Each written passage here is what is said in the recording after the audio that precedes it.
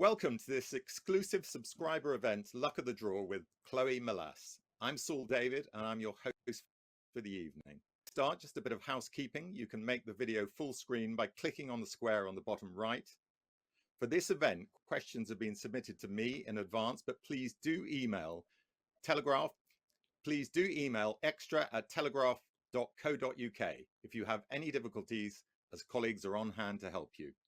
I'm delighted to introduce our speaker, Chloe Melas, who is the granddaughter of World War II navigator Frank Murphy, the late author of Luck of the Draw, books for the new Steven Spielberg and Tom Hanks TV miniseries, Masters of the Air.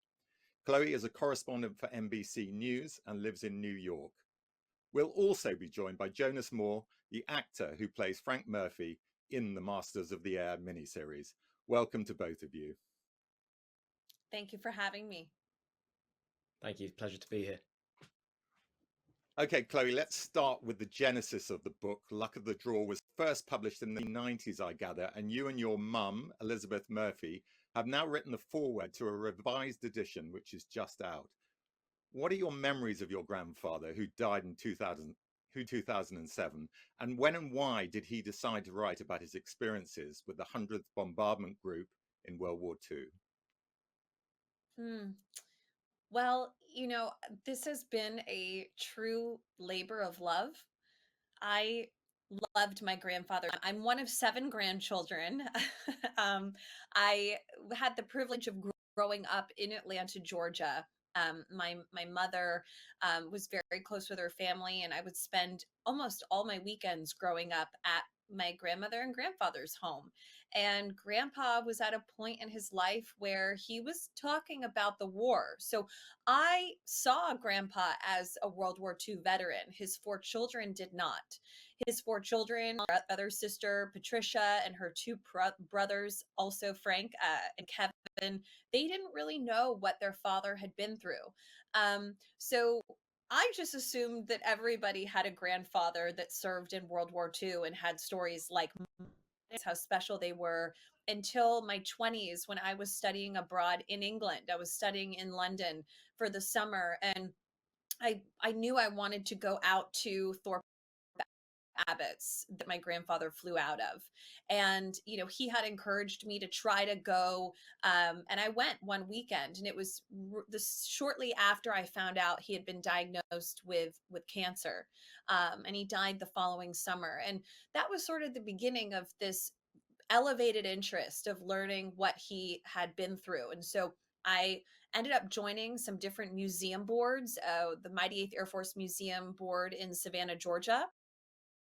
And I started 100th Bomb Group reunions. And I got to know family members of people who flew with my grandfather. And then I became even more interested. And then it was around that time in my 20s that I learned that Tom Hanks and Steven Spielberg were going to be creating a TV show called Masters of the Air, and that my grandfather was going to be a character. And so I went to my mom and my grandmother, who's still alive, and I said, English grandpa's book, because he had self-published it with the help of another 8th Air Force veteran who had a publishing company in 2001. But he only had a couple hundred copies, and he basically handed them out to anyone who wanted a copy. And he spent 10 years, I know I keep talking, but he spent 10 years writing this book, and he started writing it in the 90s. And it came out in 2001. And being a journalist and knowing how big this TV be, I'm just lucky I had the foresight to get this together, and it took several years to come to fruition.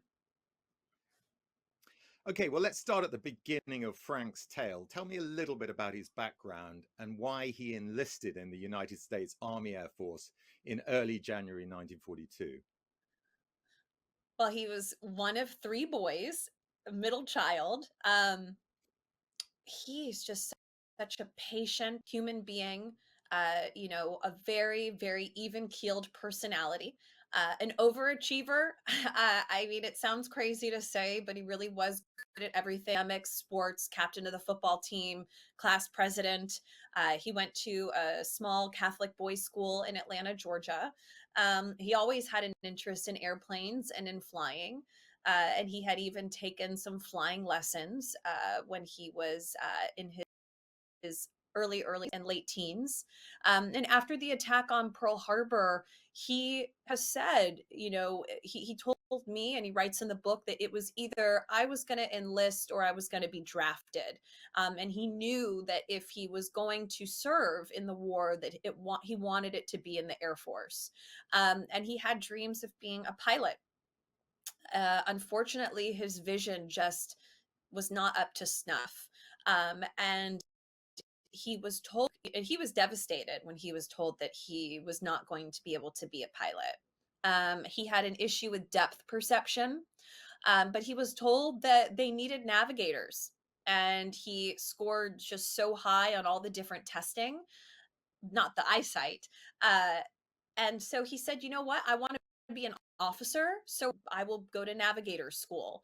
And he had quite a bit of training, like about 2 years of training before he ended going overseas. And that was really his taste of also seeing the United States for the first time. He had really never left Atlanta, Georgia.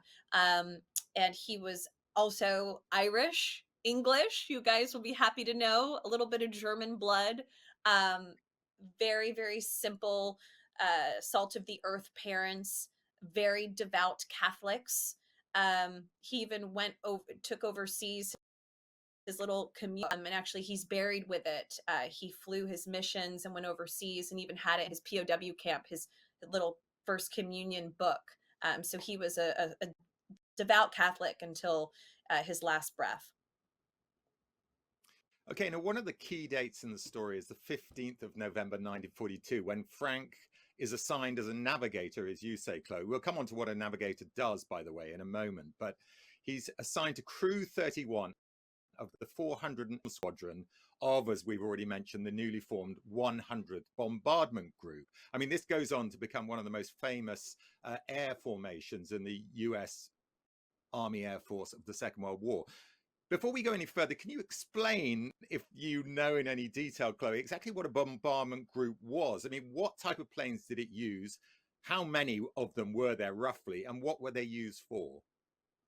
Okay, I can answer some of these questions. As I did not serve in World War II, and I'm not a historian, but I will do my best.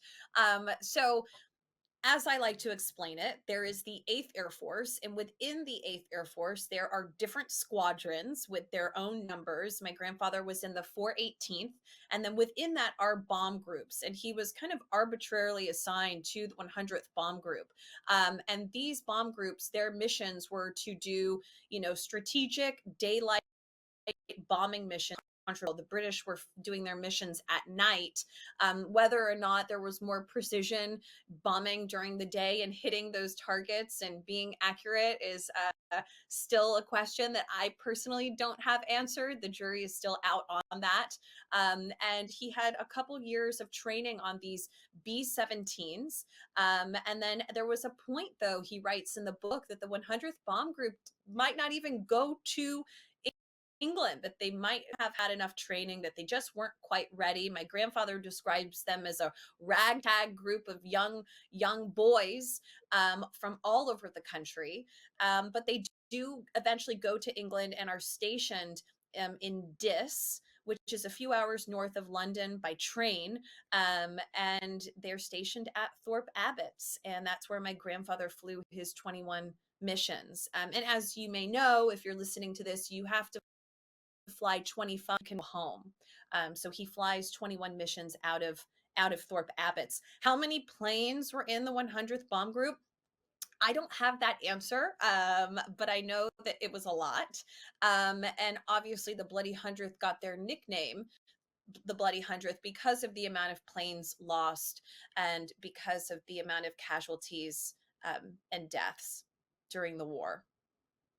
Okay, before we go on to talk about some of them, let's talk about something a bit more personal, and that is the personalities within Crew 31. I mean, as is, I think, is well known, and I imagine it will be to a lot of people listening to this, people on a crew on a plane in wartime become very close. It's a relatively small number of people. Each one has a specific designated job. The senior pilot is in overall charge, but as Frank points out in his book, even he has, a job to do, and therefore he's setting rather than actually commanding the plane. Can you tell me a little bit, Chloe, about some of the other people that your grandfather served with and his feelings towards them? It's a 10-person crew.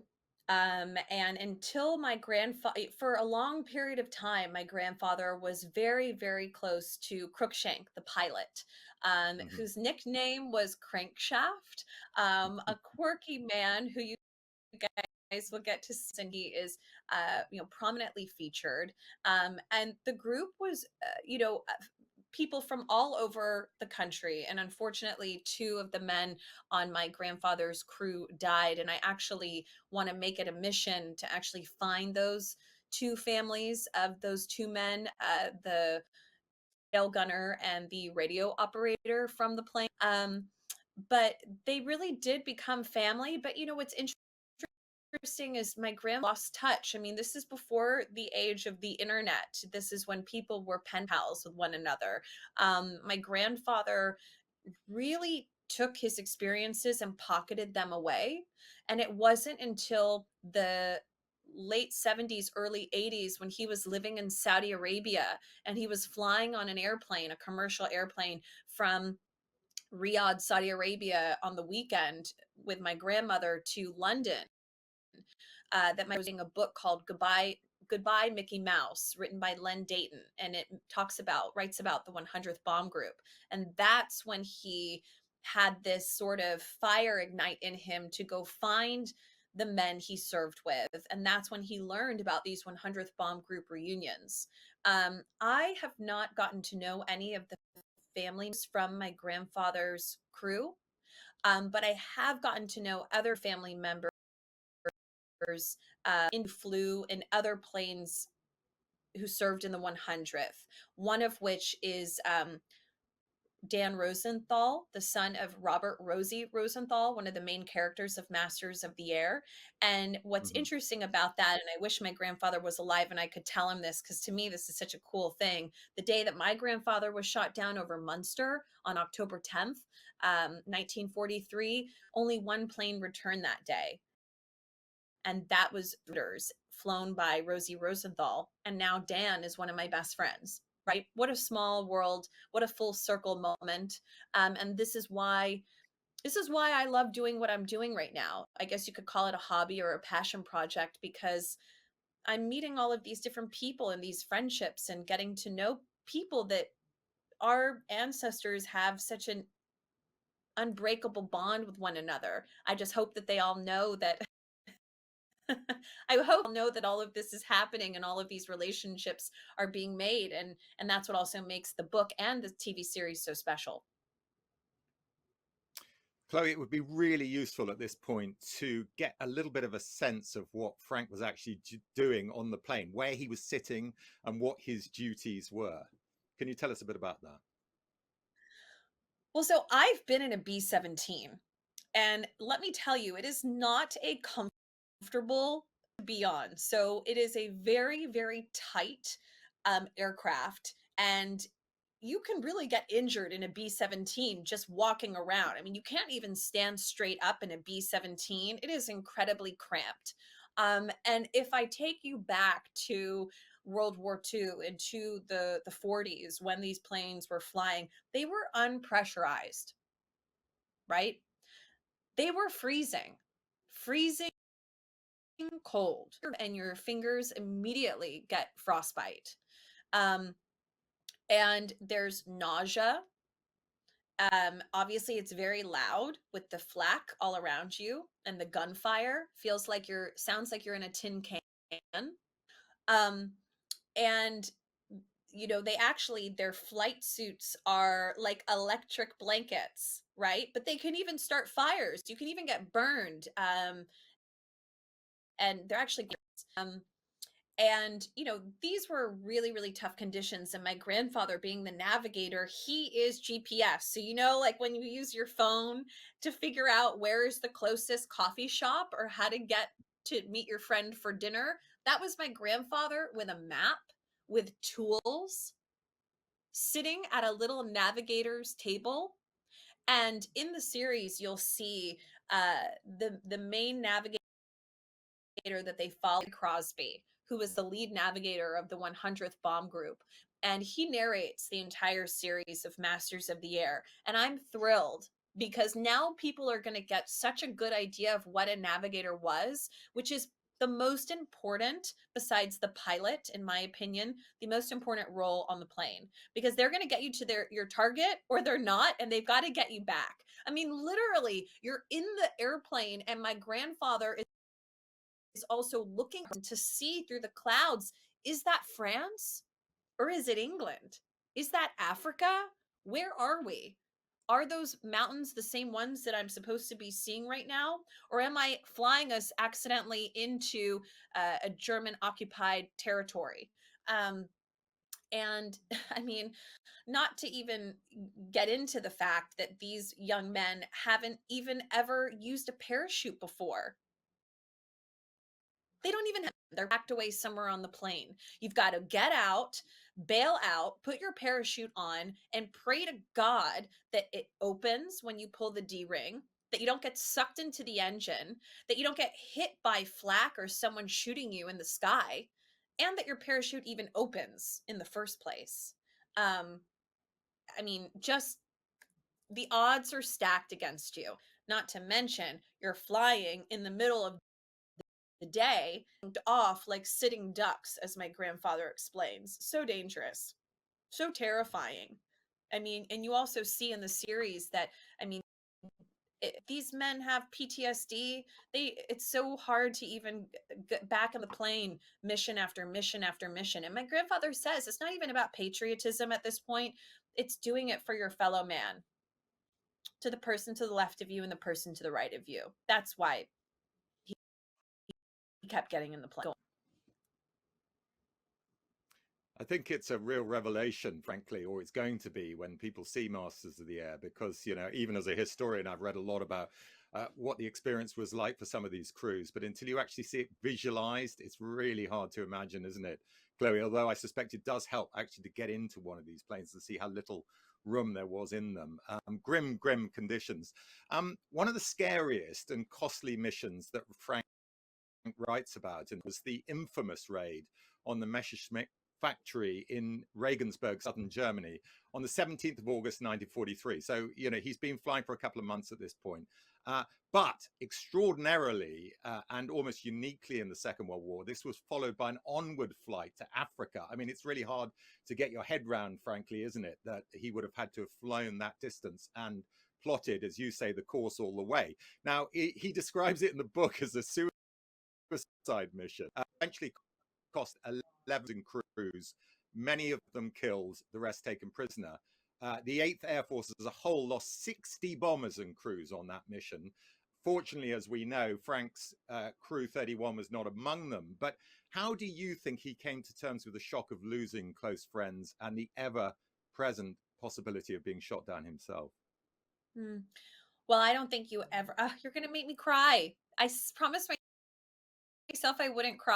I don't think that you ever come to terms with it, right? Gosh, it's so crazy. So behind me, I don't know if you can see, I don't even know if I'm allowed to stand up, but I'm going to stand up anyway and just take it off the wall. This is actually a picture of my grandfather from when they landed in northern Africa. So as you can see, my grandfather is right here. He has the fez on. They had a couple days because the planes were so shot up, and you see they went in town and they got waves of things. That is not his plane, torchy behind. But they were actually taking photos for, I guess, the Associated Press and for newspapers. I mean, look, it's a miracle that he survived Regensburg. It's a miracle he survived Schweinfurt. It's a miracle he survived after being shot down over Munster. And honestly, I really have a newfound appreciation for the title of my grandfather's book. At first it sounds like a little like cliche, but no, it came down to luck. And my grandfather had said, and I love to say this, I say it a lot. He says he spent the rest of his life walking with ghosts. Mm. So, yeah. But on a silver lining, for a young man, a young boy who had never been out of the country to see Africa, you know. Yeah, that certainly was a silver lining, albeit briefly. Now you mentioned, I think, Chloe, that crews were expected to do 25 missions, or if they did complete 25 missions, then they were taken off active duty. And he was, I think it was on his 21st when he's finally shot down near Munster in Germany on the 10th of October 1943. In my view, I mean, I've written many passages like this, but I've read it, and is one of the most gripping, probably inevitably, of the book. Can you give us a little bit of a sense of what he must have gone through? Because it's one thing being shot at, it's another thing knowing the plane's going down and you've got to get out of it to save your life. Yeah, so, I actually have some notes in front of me to make sure that I, recount this accurately. But he was 22 years old. This is October 10th, 1943, and that week has been known, I think it's on the 18th, is known as Black Week for the amount of planes Yeah. lost by the 8th Air Force. And so my grandfather is on a plane with pilot Crookshank, because I just point that out because sometimes these crews, they get kind of moved around and they fly on different planes. Sometimes if their planes are badly damaged or in repair. So his original plane that he flew most of his missions on was Bungalow. The plane he gets shot down in is called All Argo, and nobody knows what that means, by the way. Um, and even he writes in the book that he doesn't know what it means. It's one of the greatest mysteries I think I'll have. And also, what happened to his dog tags? He wasn't wearing them when he was shot down, which is also really dangerous because you can be mistaken for a spy. But they were taking part in a maximum effort strike with 215 aircraft. That's a lot. That's a lot of planes. So they were on a mission to bomb the railroad yards in Munster. So they were, on all these different missions. They were bombing railroads. They were bombing ball bearing factories, anything to make it more difficult for Hitler. And so they did release their bombs on their target. Hooray. And as they were turning, they were hit badly. And my grandfather actually suffered a shoulder injury was and he actually had that shrapnel in his shoulder till the day he died. He would actually always set off the metal detectors at the airport, actually, so they never were able to get all the shrapnel out. And two fires engulfed the plane. And as I had said previously, two of the men died on his plane that day. And so my grandfather had to parachute out. Very, very scary because he was met by some uh, Me-10s, and he thought that they were going to shoot him in the sky.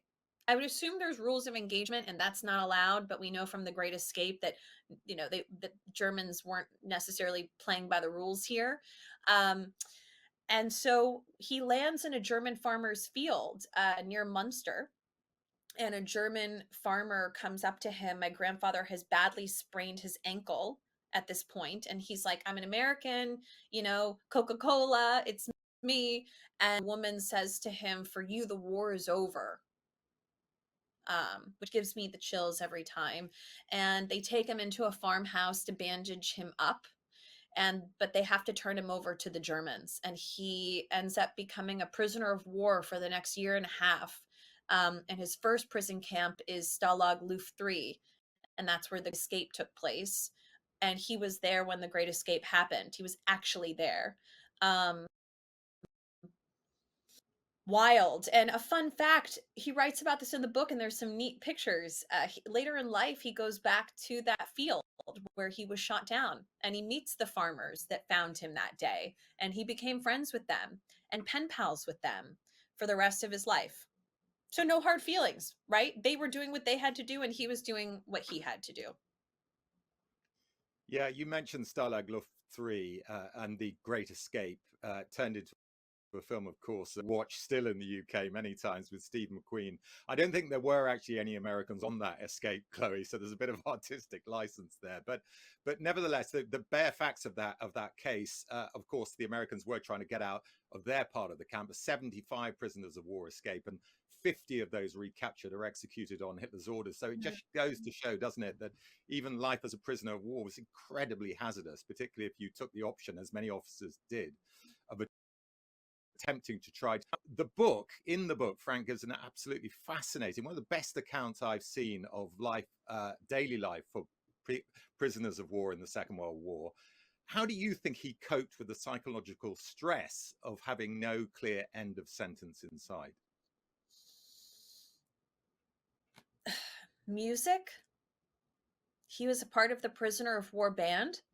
The Red Cross sent over instruments, and my grandfather, he had played the clarinet, and then he learned how to play the saxophone, I believe, in the prisoner of war camp. So being a part of the band, he forged some great friendships. And there's even a part of the book where they get transferred to another part. Most of his men get transferred to another part of the compound, and he says he doesn't want to be transferred. He wants to stay with the band, and he stays behind. And that's really, really poignant. It definitely wasn't the letters, because he was writing his family home, and it was taking sometimes a year to get a letter back. He was freezing. He was hungry. Definitely, I'm sure, depressed. At the point, they too are tunneling out themselves, or trying to dig a tunnel out. And everybody had their role to play in the prison camp. And I agree. I mean, look, John Orloff, who wrote the screenplay, I mean, I don't want to speak for him, but I know that my grandfather's account of being a prisoner of war was very helpful. Was very, very helpful, because a lot of people write books about World War II, but it's another thing to have someone from the 100th writing about their experience firsthand.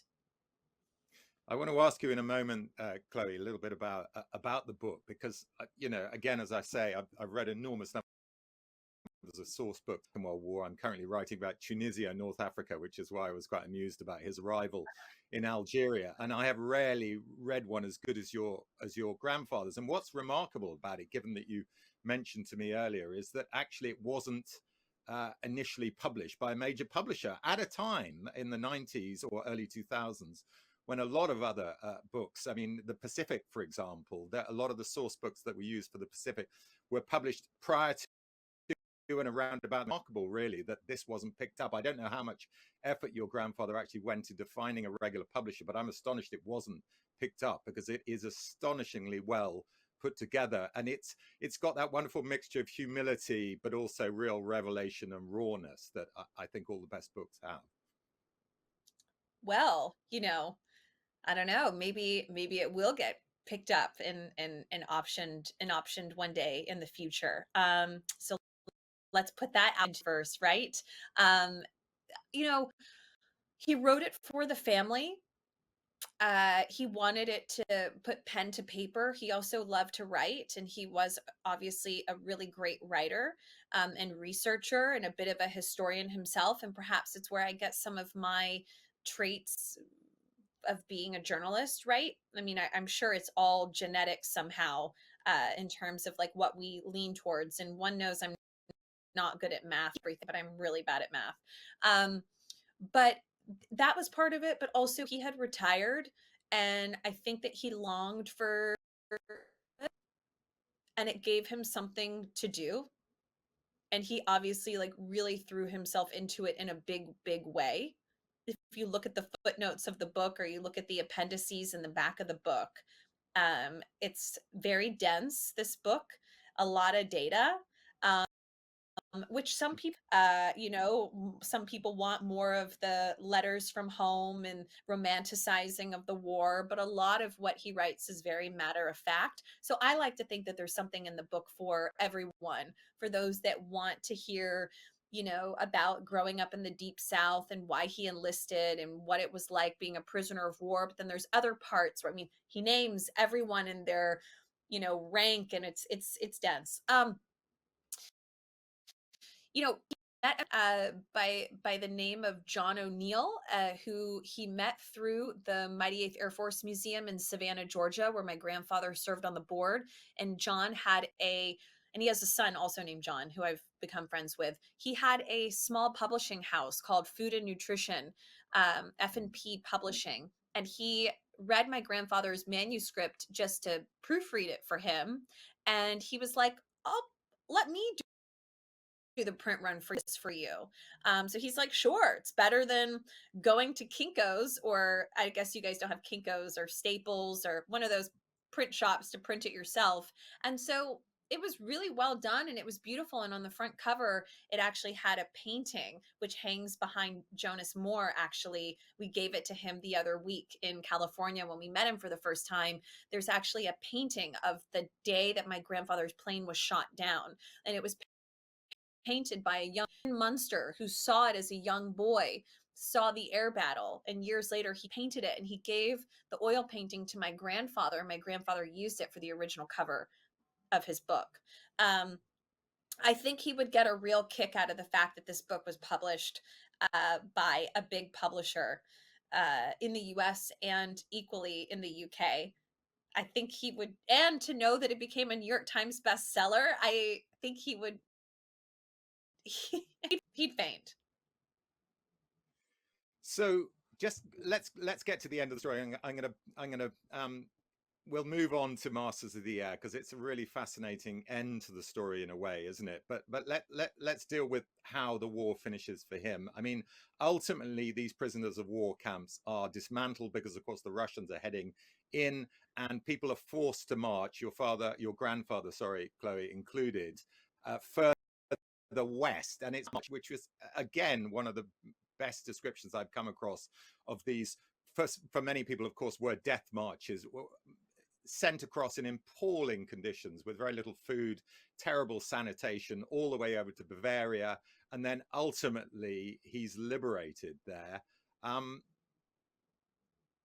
Liberated by the tanks of the 14th Armored Division, which I suspect are part of Patton's Third Army. Writes movingly about the unique challenges of being a prisoner of war. Now he is no longer. But why do you think Frank still felt towards the end of his life a kind of special bond for his fellow Kriegies, as he calls them? I mean, the things that they experience together, I think forever bond one another, right? I mean, you talk about the march to Moosburg, and this is a prison camp that was meant to accommodate about 10,000 POWs, and there were over 100,000 prisoners of war there. I mean, by the end of the war, my grandfather had lost over 50 pounds. He had lice, dysentery, pneumonia. I mean, thank goodness he was alive. But on that particular march, I've spoken to Don Miller, the historian and author of Masters of the Air, and he says it was actually one of these in Europe in decades, in that part of Europe. And they marched for days. They were shoved into boxcars for several days and nights. It was really tough. I think in some ways he looked back on his life and his experiences. I think in somewhat of guilt, for survivor's guilt. Um, Probably some amazement that he had such a calm personality, like I've said, and nothing rattled him. And I think it's just because of the experiences he went through that nothing really seemed like much of a big deal after what he'd already been through. I mean, he was the person that you went to with any problem. He could fix any problem. He was the first person to help anybody. And I think it gave him a great perspective on life. And these are things that I wish that I could talk to him about. And obviously, great pride for his country and the military, obviously, as well. But I know that he going to those 100th bomb group reunions and meeting all of those men later in life and making new friends, I know that it gave him a great sense of belonging and pride. And it was a beautiful end of his life, those last few decades, where he was able to reconnect with the men that he flew with and reconnect with, John Egan and Crosby, individuals that you'll see in Masters of. Chloe, you mentioned Mooseburg. By amazing coincidence, I was today writing a passage in my Tunisian book about the capture of a man called John Waters. And John Waters was the son-in-law of Patton. I mentioned Patton in that his army was involved in the liberation of Mooseburg. Well, one of the reasons why there was a force heading for Mooseburg on the day that it went there is because believed, and he was right to believe, that his son-in-law Waters was in that very prisoner of war camp. So he sent, rather controversially, a task force to liberate Mooseburg, and that's why there was that firefight, because they got there well before the Americans were near in terms of the front lines, the prisoner of war camp. I don't know if Frank ever realized that or was ever aware of that. I don't remember him mentioning that in the book, but it is an amazing coincidence. But let's move on to Masters of the Air, because this is the sort of denouement, really, isn't it? And I think we're a much wider audience, of course, the opportunity to learn about Frank. But I was fascinated with Jonas's experience in all of this. So Jonas, welcome. We're going to bring you into the conversation now. You played, as we've already mentioned, Frank in the Masters of the Air miniseries. It's pretty well known by now, I think, that the actors in the two previous Hanks Spielberg miniseries, Band of Brothers and the Pacific, were put through a pretty brutal boot camp. So my first question is, did you and your fellow actors? Firstly, thanks very much for having me. It's a pleasure. Our boot camp was, if I'm being honest, it was less physical than I expected. I'd watched the YouTube video of the Band of Brothers boot camp, and I was losing sleep over fear. I had to be honest. They had it pretty rough. They were really sort of tested, and I was ready to be tested and ready to be put through my paces. But when we became clear that what the boot camp actually really needed to do was to familiarize ourselves with things like the tactics, the history, aerial formations, the sort of nuts and bolts of what we were actually going to be sort of showing in the show, because we weren't infantry. Our knowledge needed to be much more technically focused. So around half of our boot camp would be set in lecture theatres, and we'd have talks by our incredible drill sergeant and by Robert Shaw, a historian who came in to tell us about the history. And then for the other days, we were put through our paces, some very interesting exercise routines. The atomic sit-ups and the caterpillar press-ups come to mind. And also the world's worst game of baseball, which was an experience that all of us look back on fondly, hampered by tree trunks and a bunch of Brits who'd never played the game before. And when we weren't doing these sort of exercises and these kind of things, we were sent to the studios where they had built replica B-17s, and we were given instructions about our stations on the plane. I was given a couple of hours of navigator training, which was, considering they spent 16 weeks learning this stuff, 2 hours was nowhere near fully competent. However, it did give us a fantastic overview of how incredible that job was, especially in the midst of battle. I mean, it's absolutely extraordinary that they managed to stay on course under sort of heavy firefighting.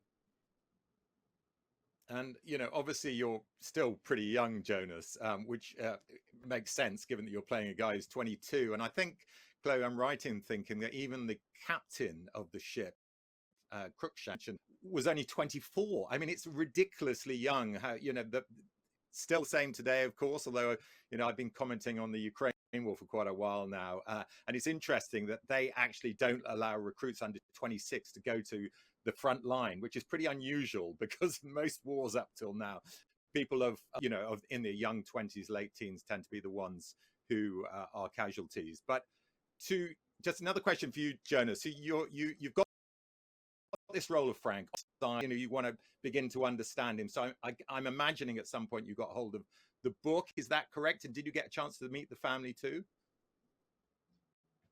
Yes, that is correct. The first thing I did was buy the source material, Masters of the Air, which I sort of devoured, which is an incredible Bible of this story.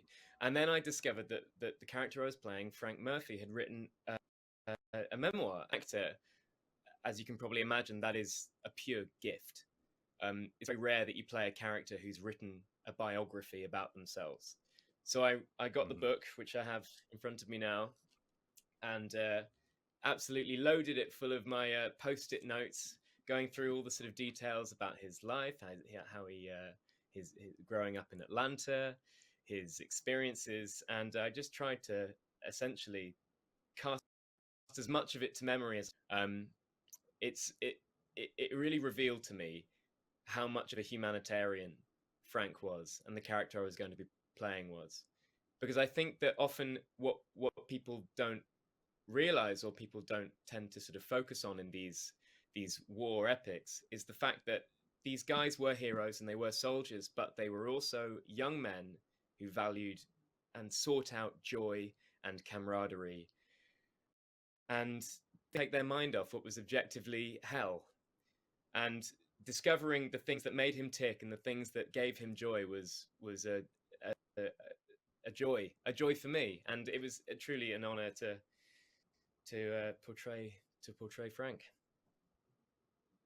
Now, I'm guessing you met Chloe since the shooting, or maybe during the shooting of the miniseries. But have you also met Chloe's mum? I mean, where was it before the shooting actually began? Yes, so I met Chloe's mum and Chloe's grandmother on Zoom in around October time. So a few months after we'd started filming, which was a fantastic experience, just to ask some questions about what he was like, and sort of, you know, the things that only family can tell you. And then I met Chloe and Elizabeth in person finally in Los Angeles, where they incredibly generously gifted me with this painting, which you can see here, which is the painting on the front of the original pressing. This painting was, as Chloe has already said, painted by Heinz Hessling, who was a Luftwaffenhelfer in 1943, who was watching the battle over Munster in his binoculars. Frank then met up with the 80s when he came to visit where he had landed, when he had crash landed and parachuted in, and they struck up a friendship. And like Chloe did to me, Heinz gifted him with this painting, which he then used on the front cover of his book. Chloe had a video of it, of me getting the painting, on her Instagram, which does, I think, show the full extent to which it moved me. For I was moved to tears. I truly was. It was a very incredibly moved gesture. So thank you from the bottom of my heart.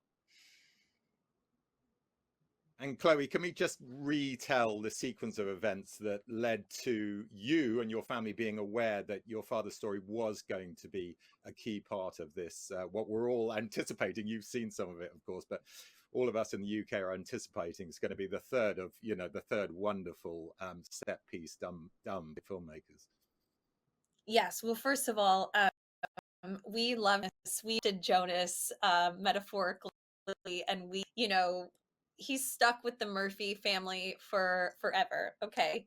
He's just perfect, and he's such a great actor. This is his first big gig out of film school, and I'm telling you, he's going to be a household name one day. And that's the beauty of these.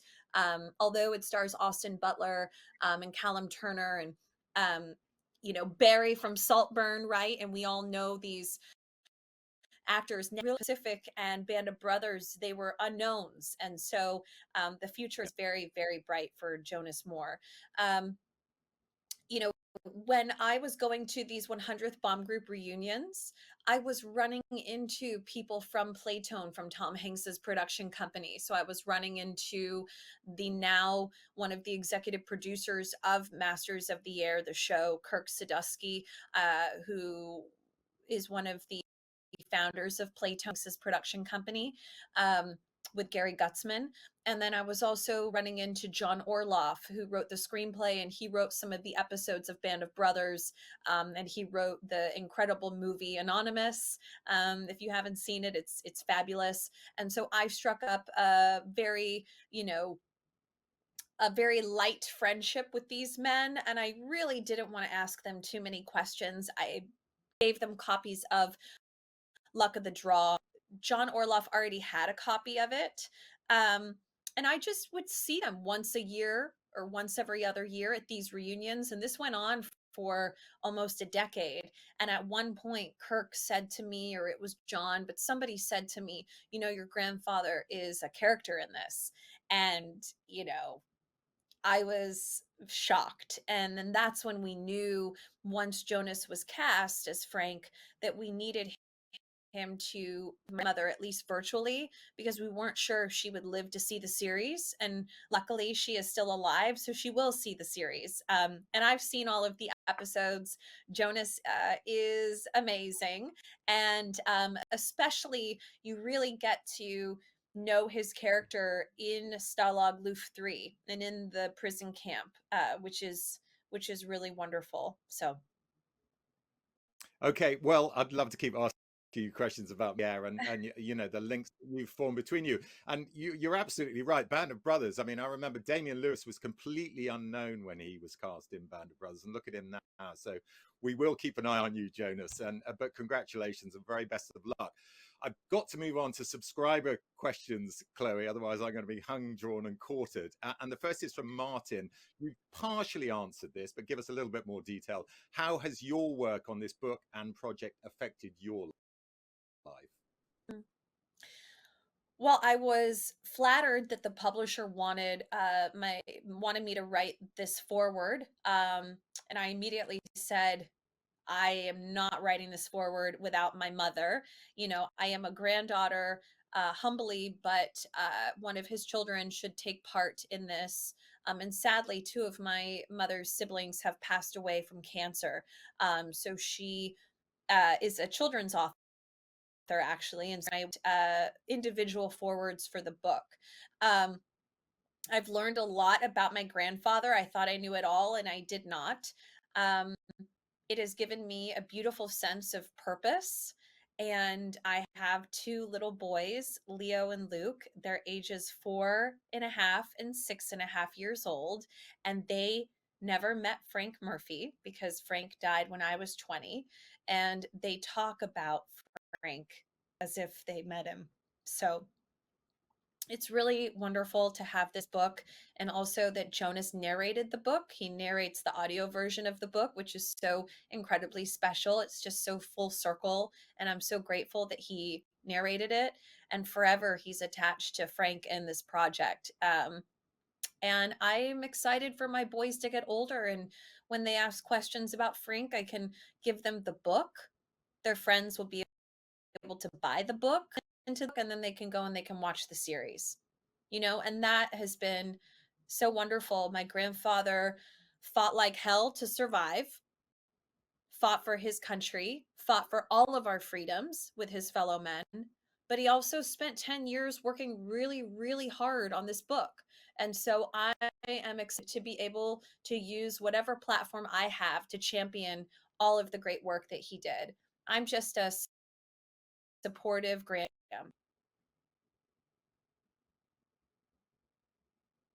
Okay, we've got a follow-up question from Joanna, and she asked, which hut was your grandfather in? Our father was in hut 119. I'm guessing this is Stalag Luft 3.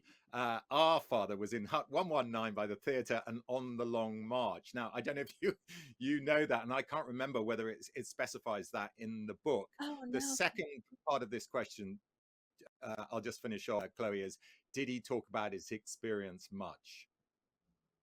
Okay. Jonas, do you know which hut he was in? Because I don't know what hut he was in. Quick, I'm let's flicking check. through.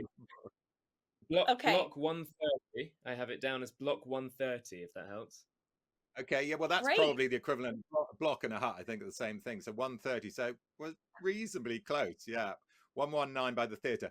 Did he talk much about his as a prisoner of war? So he did with me. I had a cousin, my mom's sister's son, Ben, who ended up serving in the National Guard, and he went to Virginia Military Institute, VMI, which is a very prestigious military school in the United States. He loved GI Joes, and he loved, you know, all things military history. So I would have to dinners listening about only World War II. And now, obviously, in hindsight, so wonderful that I had a front row to these conversations that now I have such wonderful memories of. So he talked about it with his grandchildren. He didn't talk about it with his children. So my mom and her siblings didn't know what grandpa went through, what their dad went through until they read Luck of the Draw, and they were shocked. They had no idea what he had endured. Talking about jumping out of an airplane. I remember him talking about freezing showers that he took in the prisoner of war camp. I think I remember him talking about the march. See, he had a home office. After he in his office, there were pictures all over the wall of, things like this, right? Or newspaper clippings. Like I have one from the New York Times. It's an original New York Times front page of the day that my grandfather was shot down in Munster. So it was always a part of my life, but I also just assumed that everybody's grandfather had the same thing when I was like 9, 10 years old. So Okay, a few more. I've got to rattle through them because we're running out of time. This one's great. Fiona. This is from Fiona. My father was also at the same prisoner of war camp, Stalag Luft 3, from November 1941 and also on the Great March. We have mostly transcribed his diary. Would you be interested in reading it? 100%. I will. You can find me on Instagram and just send me a message. It's a bit late for Jonas. I think we'll try and get get the Telegraph to put them in touch with you. But yeah, I thought you'd be keen to have a look at that. Who knows? Frank might be mentioned in it. Here's again, we don't have a huge amount of time to answer this, but I was going to ask this question, but I didn't when I saw it was in the subscribers. What did Frank do after the war? Yes. Well, even Jonas could answer this because he knew my grandfather so well. So if I forget something, Jonas, please jump in. My grandfather finished his studies at Emory University.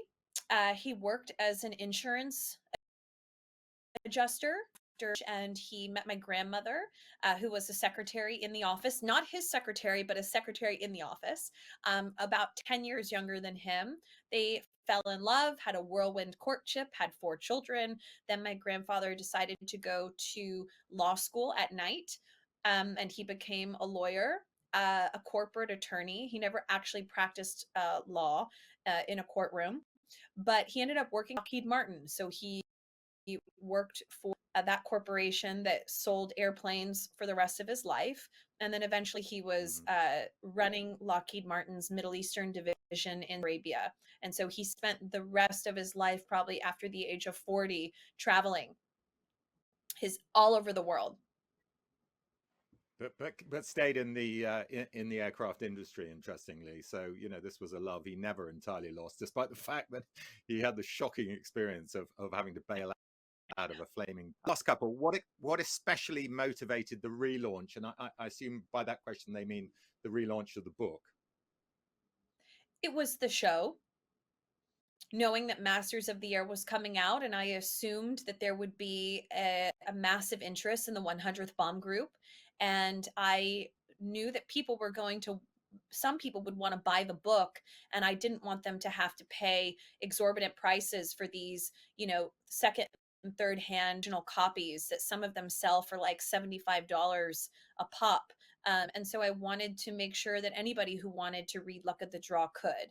And I also wanted to raise money. So all of the money for the US version of the book goes to the 100th Bomb Group Foundation and the Mighty 8th Air Force Museum in Savannah. And finally, Chloe, and this is from me, why is it important that we remember stories like your grandfather's? Blunt, as my 94-year-old grandmother puts it, if it weren't for these men, we would all be speaking German. And so we owe a lot. Take a chance, take a trip to Duxford or the Imperial War Museum, go to the World War II Museum in New Orleans, Louisiana, go to the Mighty 8th Air Force Museum in Pooler, Georgia, right outside of Savannah. And it's unbelievable what Hitler was able to accomplish not that long ago. And history, it's so scary how it can repeat itself. Um, and to think that we're not so far removed from something just so awful. And I think it's really important to share these stories of bravery, and also just make sure that something like this never happens again. Well said, Chloe. Well, I think I'd like to thank Chloe and Jonas for a fascinating discussion. I'd also like to thank all of you for joining the event. If you haven't already, do go out and buy Luck of the Draw, which is available from all good retailers, including, of course, the Telegraph bookshop. The next book club is 21st of February with Bryony Gordon to discuss her new book, Mad Woman. So do remember to book your free tickets to that. And I'll just say goodbye from me. Thank you. Goodbye.